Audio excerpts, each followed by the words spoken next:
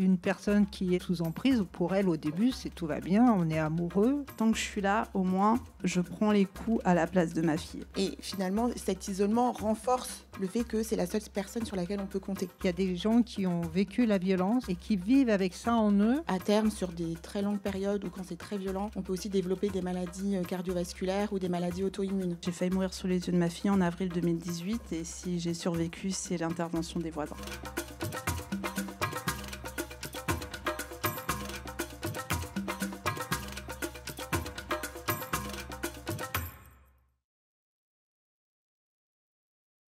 Je suis Clémence Moulet-Moukouri, je suis la présidente et fondatrice de Find Yourself, qui est une asso loi 1901 qui œuvre pour l'égalité des genres par le biais de l'empowerment féminin. Donc le fait de permettre aux femmes notamment de prendre conscience de leur capacité d'agir déjà dans leur propre vie, mais aussi à l'échelle de la société.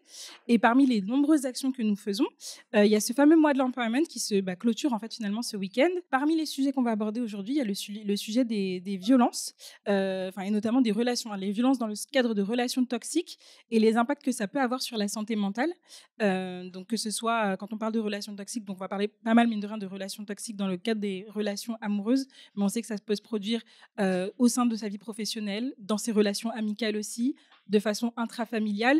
Donc vraiment voilà, les relations toxiques peuvent nous toucher dans différents pans de nos vies et le but aujourd'hui c'est de pouvoir discuter de ce sujet-là pour le rendre moins tabou déjà et ensuite voir évoquer des pistes de réflexion pour voir comment on peut faire autrement et puis avoir aussi des partages d'expériences très concrets avec nos superbes intervenantes qui sont là. On commence et je vais laisser mes intervenantes, ces super intervenantes se présenter. Donc Marianne, tu commences ? Je suis Marianne Stanet, je suis sage-femme, conseillère conjugale et familiale et je coordonne 3 centres de santé sexuelle de la ville de Paris. Moi, je suis Vanessa Vioménil, donc je suis médecin généraliste, j'exerce sur le 18e arrondissement. Je travaille également avec Marianne à temps partiel en centre de santé sexuelle et je suis fondatrice d'une association qui fait de la sensibilisation à la lutte contre les violences faites aux femmes et intrafamiliales. Alors bonjour tout le monde, je suis Laura Rapp, je suis rescapée d'une tentative de féminicide et j'ai vécu 5 années de violence conjugale. Je suis également l'autrice d'un livre qui s'appelle Tweeter ou mourir et j'ai également un film qui est sorti sur M6 inspiré de mon histoire et de celle de Julie Louis qui elle n'a pas survécu, qui s'intitule Elle m'a sauvée, ainsi qu'un documentaire Laura au nom des femmes. Et ça fait presque 6 ans que je suis engagée dans la lutte contre les violences faites aux femmes et aux enfants. Déjà, pour commencer, quelles sont les caractéristiques, les principales caractéristiques d'une relation toxique ? Comment est-ce qu'on peut les repérer déjà pour essayer de s'en prémunir avant d'être engagé dedans ? Alors, je dirais c'est la relation toxique, c'est l'isolement. Le fait d'avoir votre conjoint qui dénigre sans cesse vos proches, vos amis, votre famille, personne n'est assez bien pour vous à part lui. Pour ma part, je ne suis pas la seule, les humiliations. J'en avais beaucoup sur le physique. Tu es dégueulasse, tu es petite, si tu prends 2 kilos, tu vas être une grosse patate. La comparaison avec beaucoup de femmes, j'avais... malgré que j'avais fait des études, il me disait que c'est grâce à lui que j'avais mon travail. Voilà, que je n'étais rien, que je lui devais tout. Voilà, donc je dirais c'est beaucoup l'humiliation, l'isolement, le fait du coup vous perdez confiance en vous, de vous dévaloriser sans cesse, parce qu'une personne qui vous aime ne fera pas ça. Alors là, on est sur d'autres registres, la violence verbale, les insultes. Je passe tout le champ lexical des insultes qu'on puisse avoir. Donc oui, pour moi, ça fait partie du champ du toxique. Est-ce que vous, Vanessa, Marianne, il y a des choses de ce que vous observez par rapport aux femmes, par exemple, que vous accompagnez, que vous voyez, d'autres façons où vous vous rendez compte que elles sont dans des relations toxiques ou qui, elles, leur permettent de se rendre compte qu'elles sont dans des endroits où il ne faudrait pas qu'elles soient ? Dans les premiers temps, elle ne va pas forcément le présenter comme ça. Laura, elle le présente aujourd'hui avec les années qui se sont écoulées, mais une personne qui est dans une relation où elle est sous emprise, pour elle, au début, c'est tout va bien, on est amoureux. Effectivement, au départ, les gens n'arrivent pas avec un panneau sur leur visage en disant « je suis auteur de violence » ou etc. Après, il y a les red flags, et c'est peut-être là qu'on peut agir, qu'on peut intervenir avant que ce ne soit trop tard, comme tu disais. C'est-à-dire que les humiliations, les insultes, voilà, l'iceberg de la violence sexiste, elle montre ce qui est visible et quand on agit, mais c'est déjà trop tard. Il y a tout ce qui est en dessous qui sont des red flags.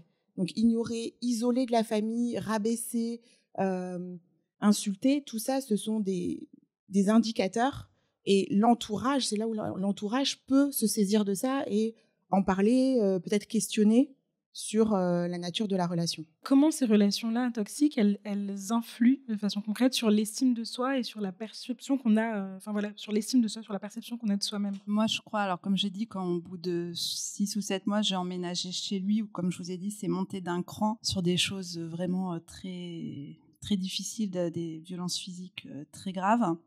Beaucoup d'humiliation. En fait, j'avais l'impression de n'être plus rien. En me disant, bah voilà, par exemple, quand il me dénigrait beaucoup sur mon physique, puisque à côté de nous, quand on faisait des salons, il y avait des hôtesses. Bon, bah forcément, les hôtesses, 1m70, des belles femmes. Et il me disait, regarde-les. Il me disait, regarde-les, regarde-toi. Donc forcément, en fait, au bout d'un moment, on a l'impression de n'être plus rien. Et quand je lui demandais des explications sur les violences, et ben il me disait, c'est de ta faute. En fait, il avait que 4 ans de plus que moi, mais il me disait, il faut que tu apprennes la vie. C'est ça, la vie, en fait, à deux. Tu as eu l'habitude d'être choyé, tu connais pas la vie, c'est ça, la vie. Et en fait, vu que c'est la première fois que je vivais avec un homme, je me suis dit, est-ce qu'il a raison? Sachant que les violences, c'était entre 2013 et 2018, les violences conjugales.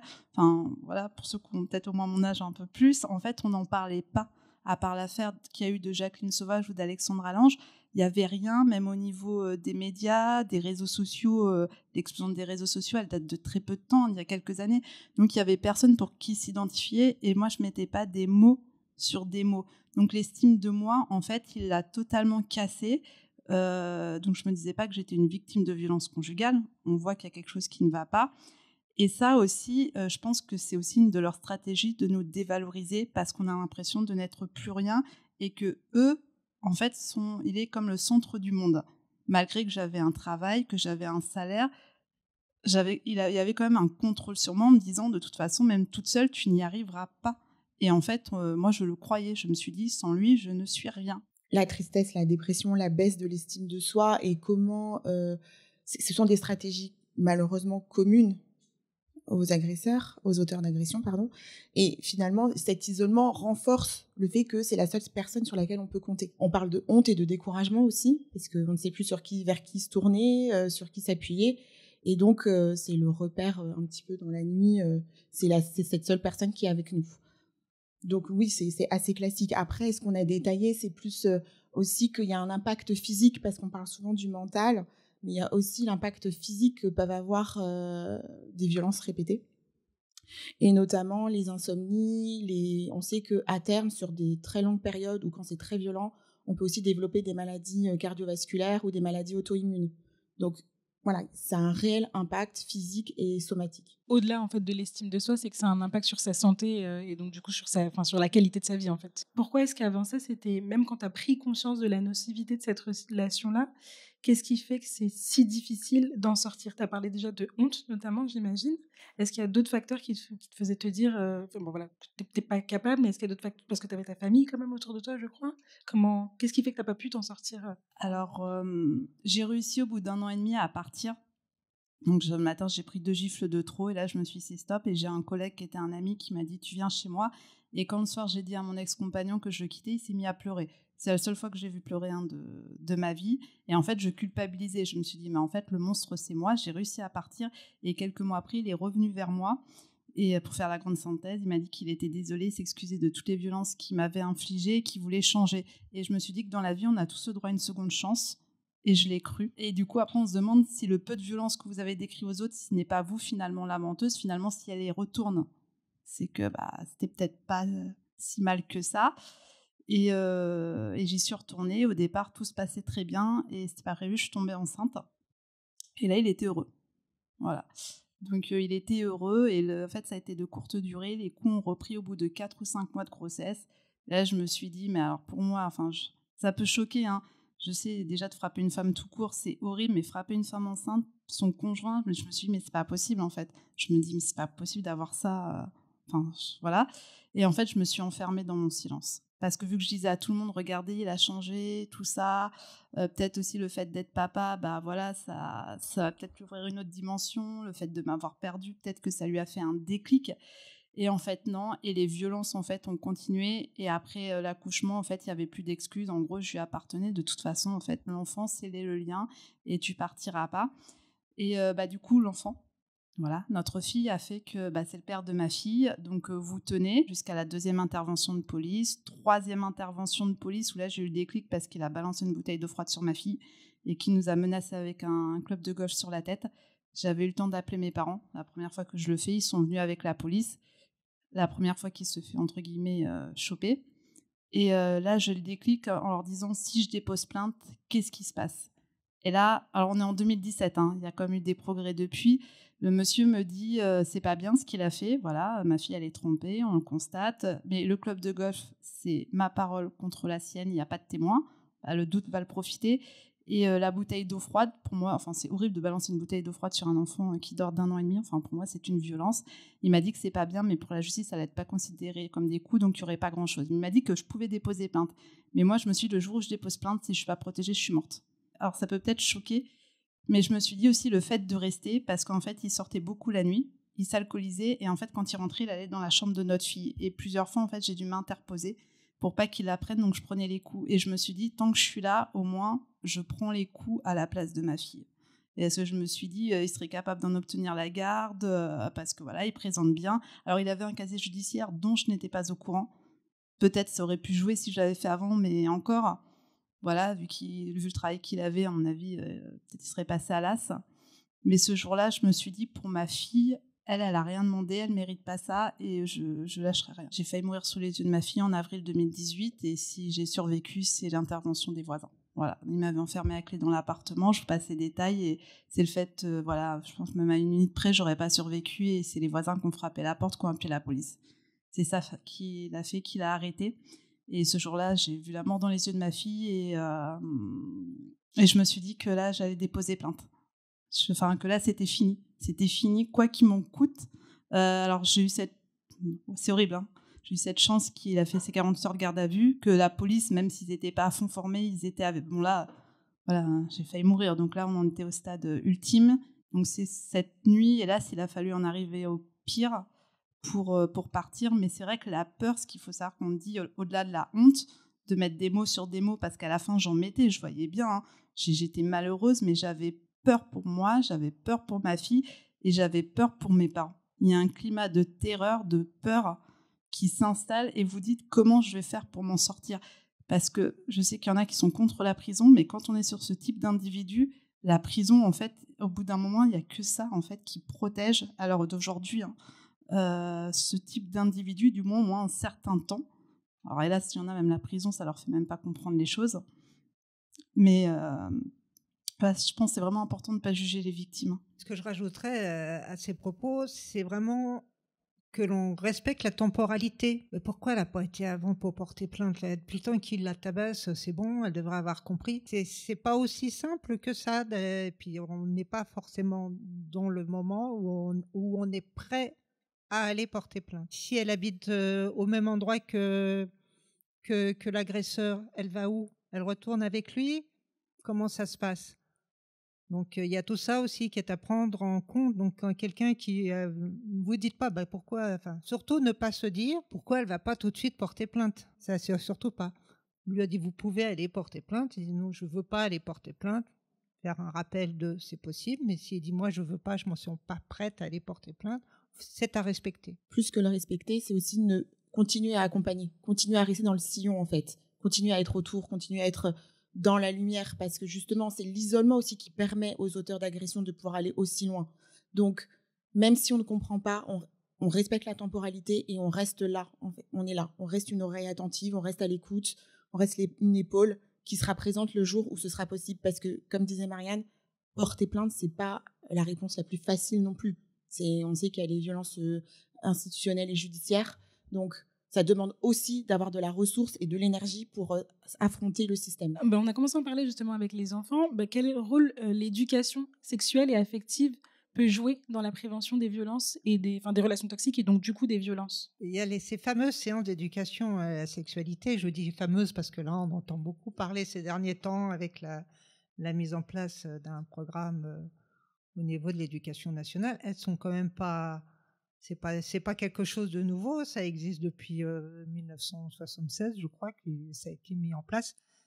maintenant ça tend à devenir, entre guillemets, obligatoire, l'idée principale, c'est un petit peu d'aider à réfléchir sur les relations entre les filles et les garçons. Et ça peut être dès le plus jeune âge, au niveau relationnel. Pourquoi est-ce que les filles n'auraient pas le droit de jouer avec des camions et des petites voitures, et pourquoi les garçons n'auraient pas le droit de jouer avec un aspirateur ou avoir des poupées. Ça commence déjà avec ce niveau-là.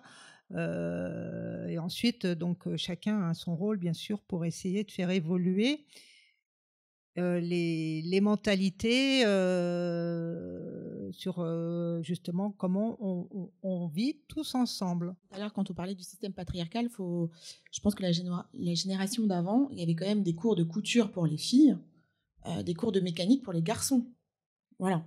Donc là, l'objectif de ces séances d'éducation à la vie affective, relationnelle et sexuelle, on peut commencer dès le plus jeune âge, comme disait Marianne. On va commencer avec déjà le consentement, le corps, mon corps fait mon corps. Je peux partager un truc perso. Moi, j'ai 2 filles. Depuis qu'elles sont bébés, si elles disent non, on respecte leur non. C'est-à-dire que je sais que au début, ça perturbait les habitudes à la crèche. Puis je disais, si elle n'a pas envie qu'on la change, on ne la change pas. On lui explique, on va lui changer sa couche, bien sûr. Mais si l'enfant dit non, il faut qu'on respecte son non. Parce qu'en fait, si, quand ils sont bébés, le non n'a pas de valeur, comment vous voulez qu'il en ait quand on est adulte? Et c'est tout ça qu'on apprend, en fait. C'est ton corps, c'est ton corps. Et t'as pas envie, le consentement, parce qu'on a tendance à dire oui, mais on hiérarchise un petit peu les violences, malheureusement, je trouve. S'il y a quelqu'un pour qui juste toucher la main, se faire toucher la main par un inconnu dans le métro, c'est trop, eh ben on accepte ça, on le respecte parce que c'est sa limite. Et voilà. Donc, c'est tout ça qu'on leur apprend. Et ça peut commencer dès la primaire maternelle. Et on évolue, évidemment, les informations qui vont être véhiculées vont être différentes en fonction de l'âge des enfants. Mais c'est surtout que, en tout cas, nous, comme on mène nos séances, on part de leurs besoins et de leurs attentes, de leurs questionnements. On ne va pas imposer quelque chose. Mais l'objectif, il est là. C'est de pouvoir parler de consentement, d'égalité femmes-hommes et de la relation à l'autre, quelle qu'elle soit familiale, au travail, avec les copains, à l'école et amoureuse. Alors moi, je pense que la prévention, en fait, elle est primordiale. En fait, on ne peut pas faire que de la répression. Si on veut changer, alors il en faut, mais si on veut changer, parce que je pense que ça se change en fait à moyen long terme, en fait, ce système patriarcal, c'est pas d'un coup de baguette magique qu'on va changer des millénaires. Voilà. Donc pour moi, je pense que c'est primordial dès la maternelle de parler de l'égalité femmes-hommes. Alors bien évidemment en adaptant son discours en fonction de l'âge des enfants, mais si on veut déconstruire ce système, il faut faire de la prévention. Enfin, faut de la répression, mais que de la répression sans prévention, ça ne marchera pas. Et je pense aussi pareil, si on fait que de la prévention et que derrière il n'y a pas de condamnation, c'est pareil, l'un ne va pas sans l'autre. Et moi, alors là, je vais être en tranche d'âge un petit peu plus élevée, peut-être fin 3e ou lycée, parce que je suis déjà intervenue. Moi, ce que j'aurais aimé avoir, des témoignages. Je pense des témoignages, d'avoir des femmes qui témoignent, ou il y a aussi des hommes qui sont victimes, pour nous montrer c'est quoi aussi une relation toxique, parce que je me suis aperçue lors de conférences, quand je me déplace, que j'ai des adolescentes de 14-15 ans qui me décrivaient des situations déjà de violence conjugale. Enfin, je voyais bien, elle me disait, mais Laura, c'est normal. Donc, j'avais bien compris que c'était elle qui les vivait.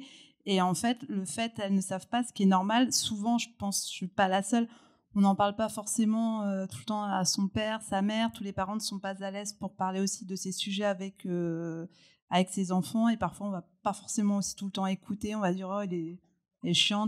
Non, mais c'est vrai, ils en font un peu trop. Et je pense qu'avoir des témoignages au moins une fois par année, au lycée, ça me paraîtrait primordial. Alors moi j'aime bien, c'est quand on marche à plusieurs en binôme avec des professionnels, des personnes qui ont de l'expérience en fait, pour dire c'est quoi une relation toxique, c'est quoi des violences psychologiques, et en fait dire stop. C'est bien, vous avez commencé à parler des enfants.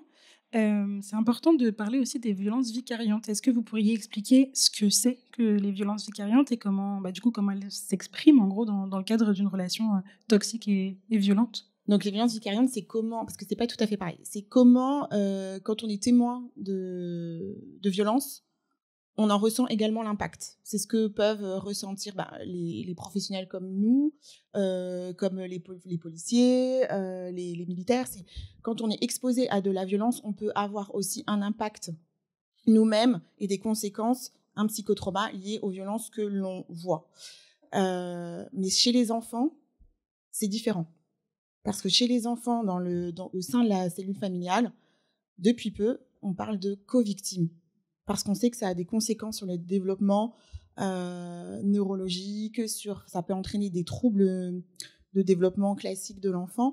Et donc, c'est pour ça que maintenant, la loi reconnaît qu'un enfant qui évolue dans une sphère familiale où il y a de la violence conjugale, est co-victime. Et donc, ça appuie vraiment le fait que, un homme violent, c'est jamais un bon père. Parce qu'il entraîne des conséquences sur le développement de l'enfant. Alors, heureusement, il y a des super mamans qui vont faire le job et qui vont essayer de temporiser et de pouvoir avoir un suivi.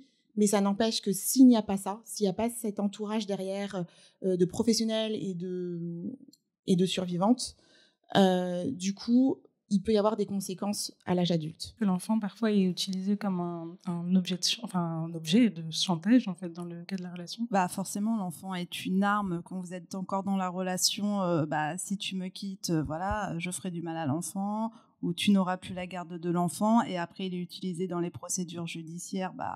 Ils ont toutes les procédures aussi pour harceler la maman. Parce qu'une fois, j'ai entendu, pas qu'une fois, que des enfants à 5-6 ans qui étaient victimes de violences étaient foutus.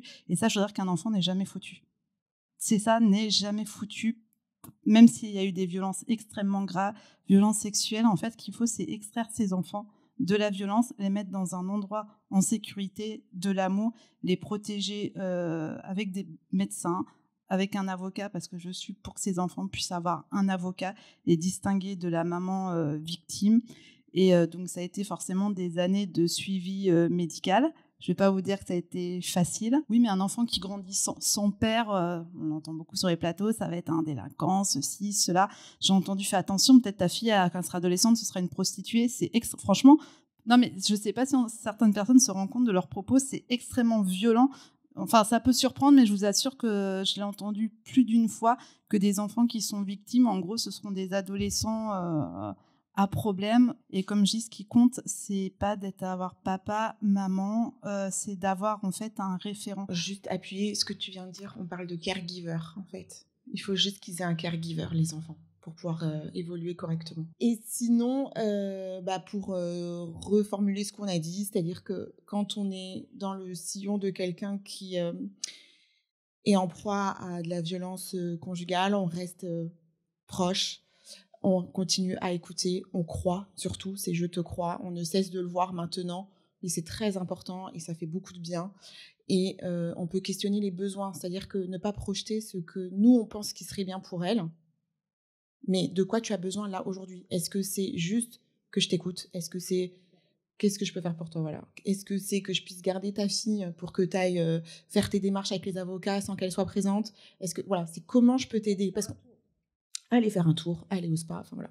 Mais en tout cas, c'est très important de questionner le besoin, vraiment. Et ensuite, il y a pouvoir orienter quand les gens ne savent pas vers qui aller, ou en tout cas pouvoir conseiller les structures qui pourront accompagner. Vous l'avez déjà un petit peu dit, mais succinctement, si on pouvait résumer, qu'est-ce que les institutions, elles devraient faire? Quel rôle devraient jouer les institutions pour la prévention justement des relations toxiques? Quand je dis les institutions, c'est effectivement les écoles, les centres de santé, la justice. Qu'est-ce qu'il faudrait qu'on mette en place davantage au niveau institutionnel pour faire mieux? Qui est de plus en plus mis en place depuis, je vais dire, 15 ans, 20 ans, c'est poser la question systématiquement quand on rencontre quelqu'un qui vient en consultation ou qui vient en entretien, de poser la question de est-ce que vous avez déjà été, après chacun sa façon de le poser la question, déjà été victime, auteur, témoin de violence. Après, il y a chacun sa façon de poser la question. L'essentiel, c'est de poser la question. Il y a des gens qui ont vécu la violence, à qui on n'a jamais posé la question et qui vivent avec ça en eux et qui n'ont jamais trouvé un espace où pouvoir se poser ou pouvoir en parler. Donc déjà, le fait que maintenant, ça se fasse beaucoup plus facilement, Il y a encore quelques années, on ne posait pas la question de qu'est-ce que vous consommez au niveau alcool, au niveau tabac, au niveau des drogues. Maintenant, c'est devenu un classique de l'interrogatoire médical. Et bon, il faudrait que la question autour des violences devienne aussi un classique dans cet interrogatoire parce que ça fait partie de notre santé. Effectivement, déjà, savoir que dans les études médicales, on est beaucoup plus sensibilisé maintenant à poser la question, au fait de poser la question, de le reconnaître. Ça, c'est très important. C'est vrai que nous, on travaille beaucoup à pouvoir sensibiliser et former tous les professionnels de la petite enfance, les auxiliaires et les médecins. On continue parce que pour ceux qui seraient passés à l'AS ou autres, c'est toujours bien d'avoir un rappel. Je pense que ce qu'il faut, c'est de plus en plus de personnes formées, quel que soit le domaine autour, que ce soit la justice, que ce soit la police, que ce soit la sage-femme, le médecin, et l'éducation nationale, bien sûr. Voilà, que tout le monde soit formé et qu'il y ait de plus en plus de gens formés et qu'il y ait plus d'argent pour pouvoir accompagner et prendre en soin les survivants et survivantes. Je rajouterais pour la partie justice qu'il faudrait quand même s'inspirer de l'Espagne pour des tribunaux spécialisés, que les violences conjugales, tentatives de meurtre, j'inclus tout. Après, il faut des moyens humains et financiers qui sont énormes qu'aujourd'hui nous n'avons pas. Ça, c'est aux politiques de les décider. Je pense qu'il faut vraiment des tribunaux spécialisés parce que là, on ne peut plus faire le pénal d'un côté, le civil, et se prendre 10 ans de procédure judiciaire comme ça. En fait, c'est juste plus possible. Il faut aussi des enquêteurs, parce que si les plaintes sont classées sans suite aujourd'hui, notamment des enfants victimes de violences sexuelles, c'est parce que aussi, alors même s'il y a un manque parfois de formation, mais il y a quand même beaucoup de progrès au niveau de la gendarmerie et de la police aussi, même si tout n'est pas parfait, il y a un manque de moyens humains et financiers qui sont criants, donc il faudrait beaucoup plus d'enquêteurs, de greffiers, de magistrats. Pareil au niveau de la pédopsychiatrie, on parle des soins médicaux pour les enfants, mais la pédopsychiatrie, c'est l'enfant pauvre aussi de la médecine. Donc c'est pareil, il faudrait investir massivement dedans. Et puis après, c'est la formation de tous les acteurs. Après, je ne vais pas rentrer dans les détails. Moi, je suis pour le développement pour les enfants maltraités des UAPED. C'est les unités d'accueil pour les enfants en danger. Donc moi j'en ai visité une, celle du docteur Tisseron à Orléans, qui fait un travail formidable. Faut que les enfants en fait puissent être entendus. En fait, c'est aux adultes. En fait, ce qu'il faut savoir. Alors à l'époque de ma fille, il n'y a pas eu tout ça, mais c'est qu'il y a des enfants qui vont être auditionnés dans un commissariat. Et puis ensuite, quand ils vont passer leur expertise, ils vont aller parfois dans une autre ville ou ailleurs, pour des ITT, aux UMJ. Alors que dans une APED, en fait, tout est au même endroit. En fait, c'est une équipe pluridisciplinaire. La gendarmerie va auditionner l'enfant, donc dans un accueil, une salle adaptée qui va être filmée, une audition Mélanie. Il y a des médecins qui sont... là, je parle dans ce que j'ai vu à Orléans, parce que tous les UAPED ne sont pas aussi développés. Vous avez une équipe médicale qui est derrière la glace Santin, donc qui accompagne le gendarme, si vous voulez. Donc, vous avez plusieurs cerveaux, en fait, au lieu d'en avoir qu'un, parce que le gendarme peut ne pas voir une dissociation en cas de violence sexuelle ou ce genre de choses. Donc, hop, à la fin de l'entretien, il va ressortir, il va demander à l'équipe médicale... je vous en parle juste un petit mot parce que c'est vraiment très intéressant et je trouve qu'on n'en parle pas assez publiquement et médiatiquement. Et le gendarme, en fait, demande aux médecins, justement, s'ils ont vu quelque chose que lui n'a pas vu. C'est pour vous dire aussi qu'il y a aussi des femmes et des hommes, quand même, sur le terrain, qui font un travail exceptionnel. Ils ne sont pas forcément toujours visibles.